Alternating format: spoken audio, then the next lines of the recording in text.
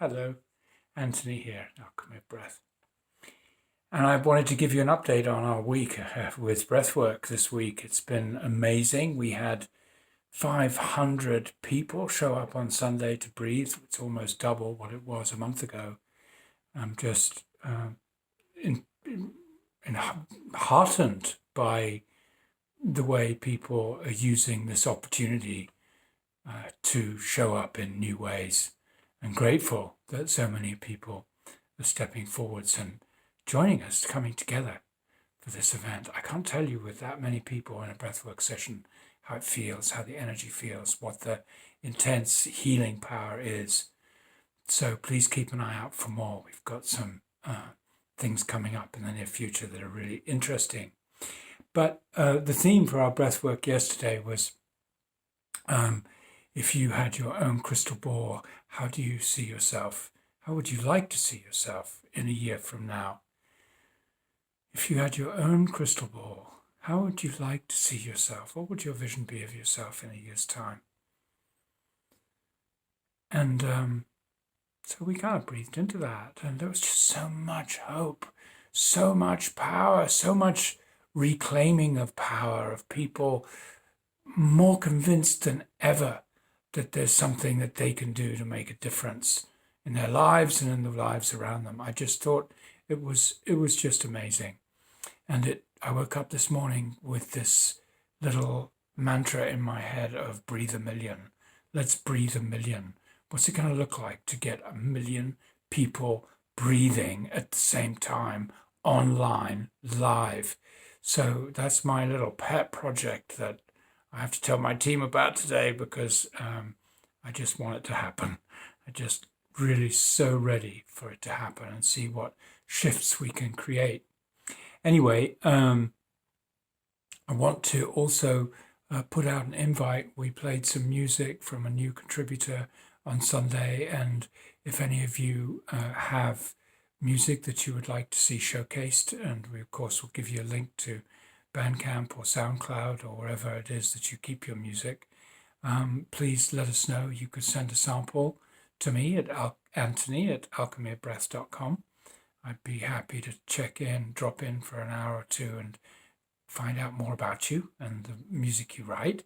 And if it's appropriate, we would love to also share it with the public and get you some exposure too. And I've got two things to say, really. The first thing is, if you do have a vision, then what's your next step in bringing it into being? What's your next step in birthing that vision? And perhaps work out a little timeline there so you can approach it in a reasonable way.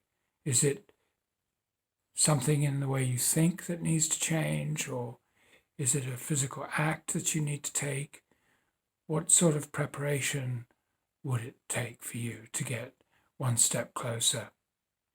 And the other thing I want to do is I want to speak to the people that are that part in all of us that's maybe using this time to rest, not to push, not to conceive, give birth, move ahead, not to claim anything other than being with myself, or becoming a parent in a whole new way, becoming the teacher of my children, of their curriculum, whatever it might be. I just want to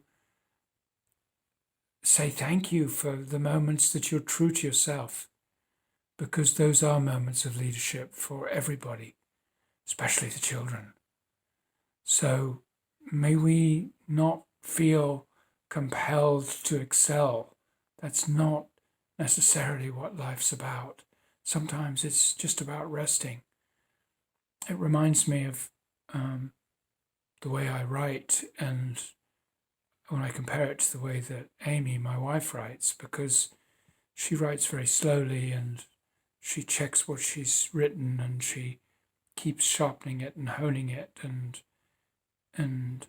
so progress appears to be, sometimes to me, really slow, and at other times solid. Whereas mine is more like waiting until the inspiration comes, or having to really feel something in order to speak about it or write about it. And so often that means I'm kind of like, I'm in this state of, it's what Gay Hendricks would say, a state of wonder.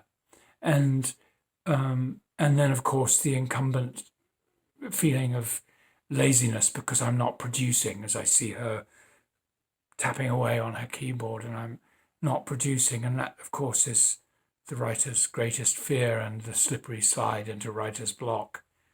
So I live on that edge a lot. But what I realized is that those moments of pondering, the gaps in between the productivity, are absolutely as valuable as the productivity itself. That's where the hatching happens, even unbeknownst to the human mind. That's where the healing and the resourcing can happen. I remember once when I first learnt to play music, and still very much learning, not a proficient musician, but as I used to play music, I remember my brother telling me, saying that, remember, the gaps between the notes are as significant as the notes themselves. And I thought that's such a beautiful analogy for what I wanted to say today, because we can use those rest moments beautifully, productively. We don't have to measure them for them to be good and healthy. So I want to wish you lots of love and well-being during these days.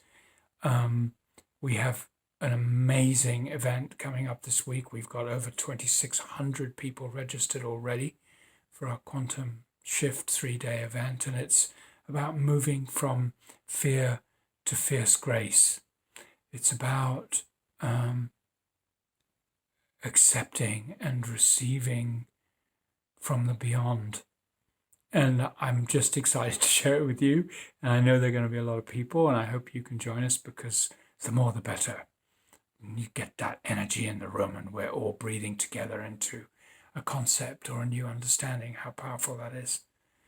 So, from a beautiful sunny Monday morning in Cornwall, I just want to wish you a blessed moment in some way today. May you be blessed by something you didn't expect, and may you bless someone else in a way that they didn't expect. What would that look like?